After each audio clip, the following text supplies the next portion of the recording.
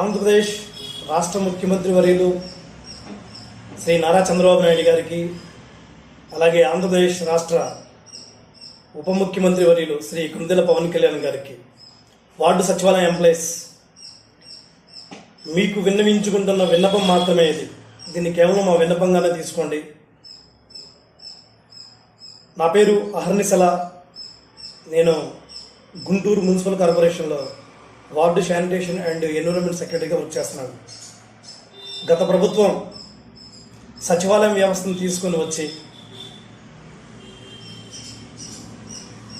అప్పటి ముఖ్యమంత్రి గారు, ఇప్పుడు మాజీ ముఖ్యమంత్రి గారు జగన్మోహన్ రెడ్డి గారు ఈ సచివాలయ వ్యవస్థను తనకి మానసపుత్రిక అనుకున్నారు. కానీ ఆ మానసపుత్రిక ఇక్కడ అధికారులు అనే అత్తారింట్లో గత 5 ఏళ్లుగా వేధింపులకు గురవుతూనే ఉంది. ముఖ్యంగా శానిటేషన్ అండ్ ఎన్విరాన్మెంట్ సెక్రటరీ. రాష్ట్రంలో దాదాపు మేము 3,500 మంది ఉన్నాం. ఆ 3,500 మంది గురైనంత, అంటే వాళ్ళు గురైనంత శ్రమదోపిడీకి ఈ మధ్యకాలంలో ఎవరు కూడా అంత శ్రమదోపిడీకి గురవలేదు. మమ్మల్ని డిగ్రీ అర్హత పెట్టి మమ్మల్ని ఉద్యోగంలోకి తీసుకొని మీ చేత టెక్నికల్ పని చేపిస్తాం, 10 to 5 morning 10 to 5 me office working hours అని చెప్పి, 650 జీవో ప్రకారం ఆఫీస్ టైమింగ్ 10 to 5 అని చెప్పి, ఫీల్డ్లోకి వచ్చిన తర్వాత మమ్మల్ని మార్నింగ్ 5 o'clock రండి, మీరు ఇక్కడ మేస్త్రి పనులు చేయండి అంటే కాలువలు తీయించటం, పూడికలు తీయించటం, చెత్త ఎత్తించటం. దీనికి డిగ్రీ అర్హత అవసరం లేదు. WSES అవసరం అసలు ఇక్కడ లేనేలేదు. దుర్వినియోగం అవుతున్నాయి. అంటే 3,500 మంది మానవ వనరులు రాష్ట్ర ప్రభుత్వానికి దుర్వినియోగం అవుతున్నాయి. మా డిగ్రీ అర్హతను బట్టి వేరే డిపార్ట్మెంట్లో మమ్మల్ని ఉపయోగించుకొని తద్వారా రాష్ట్ర అభివృద్ధికి మీరు పునాదులు వేస్తారని మేము మనసా వాచా కర్మలను నమ్ముతున్నాం. మేము ఎంత శ్రమదోపిడికి గురయ్యామంటే మేము చేస్తున్న పని ఇది అని మా ఇంట్లో చెప్పుకోవడానికి కూడా సిగ్గుపడుతున్నాం, అంటే చెప్పుకోలేకపోతున్నాం. మేము ఉద్యోగంలో జాయిన్ అయిన 4 సంవత్సరాల తర్వాత 423 జీవో అనే ఒక చీకటి జీవోని తీసుకుని వచ్చి మా జీవితాల మొత్తాన్ని చీకటమయం చేశారు. ఆ జీవో ప్రకారం ఉదయం 5 గంటలకి మేము ఆఫీస్కి అటెండ్ అవ్వాలి, మా డ్యూటీస్కి అటెండ్ అవ్వాలి.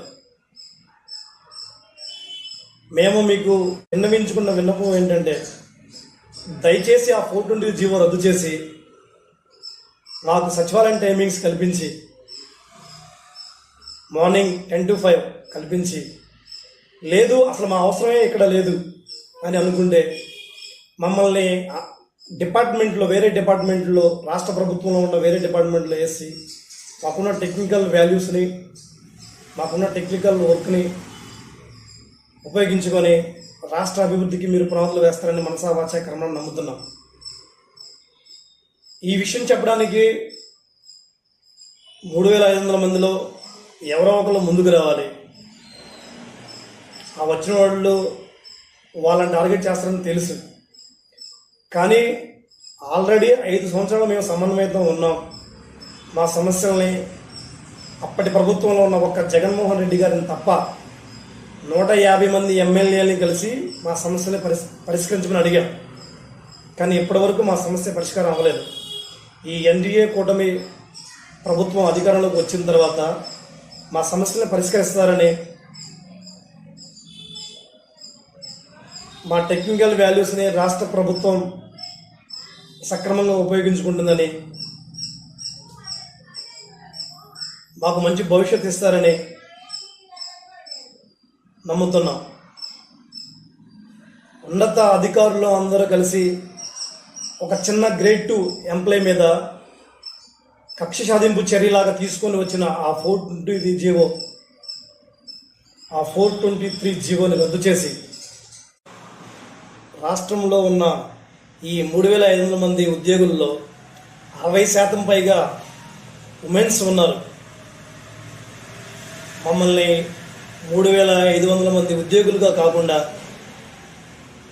మా మీద ఆధారపడి ఉన్న కుటుంబ సభ్యులను బేస్ చేసుకొని మమ్మల్ని 3,500 కుటుంబాలుగా తీసుకొని ఆ 420 జీవో రద్దు చేసి మాకు న్యాయం చేస్తారని వేడుకుంటున్నాం. జై భీమ్, జై భారత్.